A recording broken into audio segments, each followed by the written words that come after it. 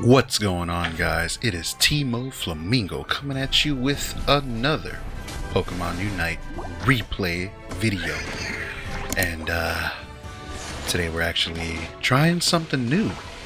The first thing that's new is my ASMR voice, because you can't live alone in 2023. Things are too expensive. So, due to time constraints, I have to record tonight to get some videos out, and my people are asleep. So, without further ado, no, we are trying something new with the boy Greninja, and I might be a mad lad, but you'll see soon that we're rocking the double team surf, and if that's not already a problem, you're supposed to do smokescreen. And I'm over here thinking, well, why does it have to be smokescreen surf? You know, why is that the play?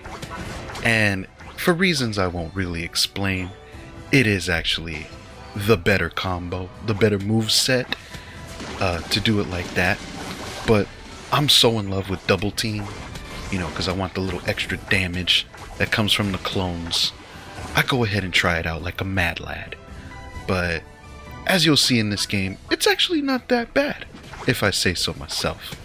So, in other news with Greninja, I've been trying a couple of things, trying to spice him up.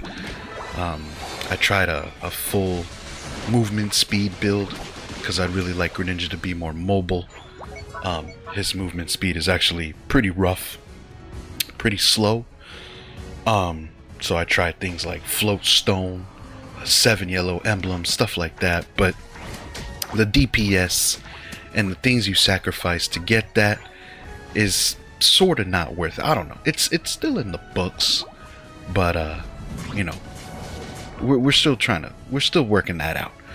So for here, I believe we're rocking just the good old muscle band, rapid fire scarf, and the scope lens with a full crit emblem build. You know, get that crit percentage as high as you possibly can. So yeah, I mean, there's not much to do with Greninja, not much creativity in his book. I mean, usually use the same items and the same emblem build with both of his move sets. But I don't know. For this game, I was like, well, I just want to win a couple of games with the boy. So I went with the meta. After I tried out a few things, didn't really work out, so let me work on my surf game. So yeah, that's all that's going. Yeah, that's all what's going on with Greninja. And if I land on something spicy and I come out with a really good game with some crazy items or something, just know that it'll be saved and it'll be a video. Also, something I wanted to discuss with the community, you know, DPS versus kill and assist ratios, because I actually have 2 Greninja games to show you, but if you looked at the runtime of this video already, it's only like 10 or 12 minutes, so you know I'm not showing you both. But I am going to show you the stats of both. This actually came out to be the more interesting game, but yeah. Oh, and if I haven't mentioned it already, sick replay on the right side. We're actually rocking the orange team. I don't know why this replay saved like this. Tencent Timmy's pretty funny, but I dig it. I dig it. Calling the shots, calling the game from the opposing side. It's actually a little confusing since I'm so used to looking at the purple blue as an ally and an orange as an enemy. Anytime an orange approaches my Pokemon, you know, this Decidueye or that Zeraora, I'm just like, oh, you know, my brain already thinks that I was about to do something. But anyways, we're doing pretty alright getting these objectives. If you haven't just been listening to me and watching the replay, we're doing what a Greninja does, trying to keep the KO count, you know, on our side to a low. while we kite around, do the damage, and help the team get the objectives. We're doing pretty good so far. And oh no. Okay, sorry. The switch went to sleep, so that's why the color went out a little bit. But yeah. So I guess that's it for the theorems, the crafts, and the items and the keys. So to get on this gameplay, Blastoise is going in the rapid spin. We're picking up as much experience as we possibly can. Level 11 sitting there with like 4.5 minutes left on the clock. This Garchomp, I was going to say Greninja, the Garchomp comes in with the Unite. It fails. We're still pressing hard on the South goals, popping it. I take out that Espeon. Yeah, at the end of this game, we're going to see something weird, because if you're paying attention, we're actually looking pretty nice on the KO count. I think with 4 minutes to go, actually, I believe we could take a look. Oh yeah, I'm looking on the right side. Yeah, we're at 6 and 5. You know, a little over half of the game left to play, or a little under half of the game left to play. So yeah, we're doing our job. We pick up Regieleki for the second time, pressing on the North goals. Team coming in thick. Blastoise down. Just gave him a little slash. Espeon with the Unite. Garchomp defending. The Decidueye laying the cover fire, paving the way. We go down here though. And I actually want to stay on the action, because this is so cool to do this with a replay. Buzzwole retreating. Lapras and Zora following closely by. We popped their top goal. We're actually really dominating this game. And it was exciting at first. And to be honest, things can go south real fast. So we got about 50 seconds left until the Ray fight. And usually right around that time, with no objectives to secure, we just need to farm up your side of the bowl, defend your goals while you're at it, say goodnight to the Chandelure that went to me, even though I barely did anything. But yeah, and I'm laying in wait, trying to round my teammates up, because we got like about a 7-second run time on the bottom Reggie. And by all means, if you got like 4 bodies on it, you can definitely do it. It's doable. And I believe we do it right here. Yeah. Actually, no, the Garchomp came in and stole it from your boy. Diabolical. To believe that Garchomp is good at doing that now. So here comes the break fight. Blastoise coming in with a rapid spin, getting hits on 3 Pokemon. I get out of there. We gotta get out of there. I do believe I go down to this. Actually, no. I escape for the moment. Buzzwole helps, and I get caught because I went back to that Blastoise.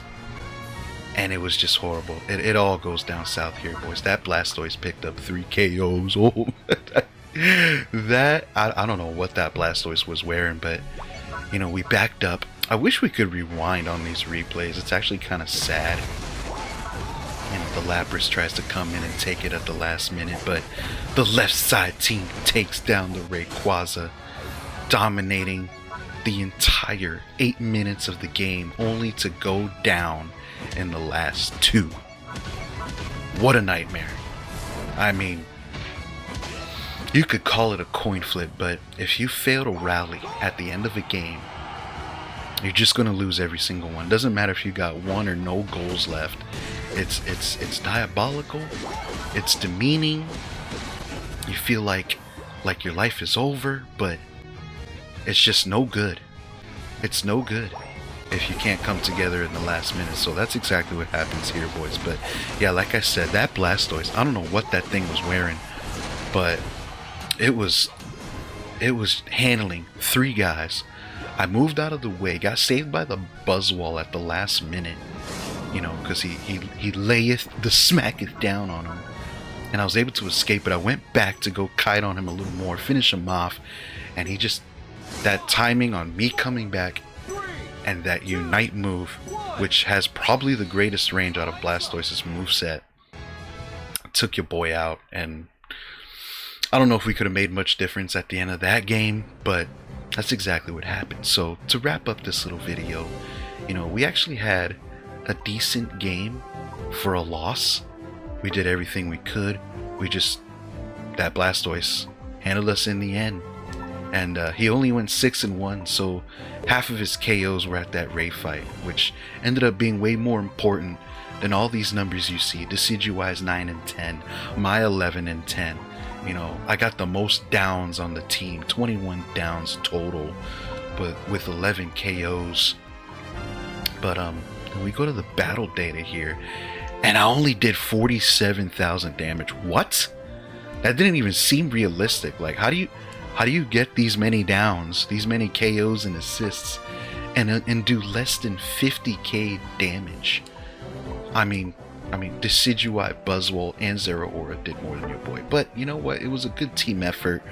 We were dominating most of the game, but at the end, these guys rallied. I mean, look at this: 2-2, 2-5, 2-3, and we still lost. So just be aware in the future that these numbers only matter for like the spreadsheet. You know, if you were to look at these numbers before you got the match slip, you know, the winner-loss slip, you would automatically think that these guys won. But we didn't. So yeah, just keep that in mind, boys. Keep that in mind going in your games. And I'm not going to show you this one, but I'm going to show you the details on this one. We lost this one. Lost this one too. Team really didn't do much. I mean, Scizor did a little bit. I did a little bit. I'm not even too proud of this 6-6 fiasco. But the opposing team's Machamp was horrific. The Umbreon played really well. But I did 88 damage in this game. So it's like, you know, the real point of this video is like these numbers can be really, really confusing. I mean, I went 11 and 10 in the game I just showed you with under 50. And in this game, I do nearly 90k damage, but only go 6-6. That's about half of the downs of that last game, but almost double the damage. So it just goes to show that these are the numbers that you really have to pay attention to in order to not get lied to. And to be honest, I'm looking at this Clefable now. It took 118, healed for 142. Damn. That's probably where it came. We weren't able to shut it out. We weren't able to capitalize on the downs, you know. So that could have been the deciding factor. But anyways, yeah, there's a little Greninja info, Greninja gameplay. Not much has changed with the boy. But that's gonna be it for today. Enjoy the builds. Enjoy the rest of your day. This is Teemo Flamingo, ASMR version, signing out.